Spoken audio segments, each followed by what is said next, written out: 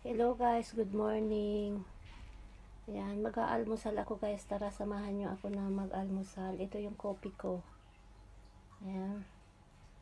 Almusal tayo.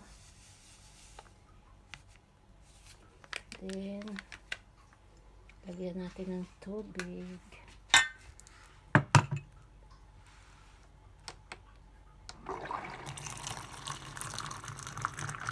Ayan. Ayan.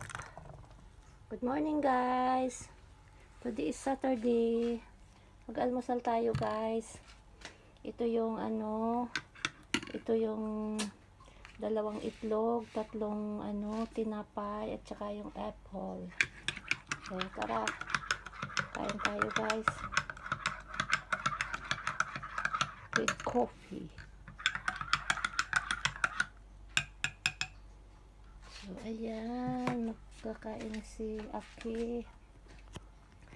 So, pag mag-almusal tayo guys, kung maaari, dapat pala may prutas, tsaka may itlog. Hindi mawawala ang itlog kasi kailangan ng katawan natin ang itlog.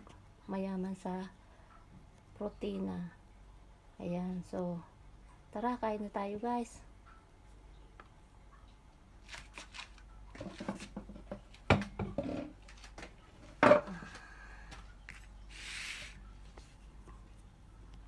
Kamayin na lang natin kasi malinis naman ang kamay ko.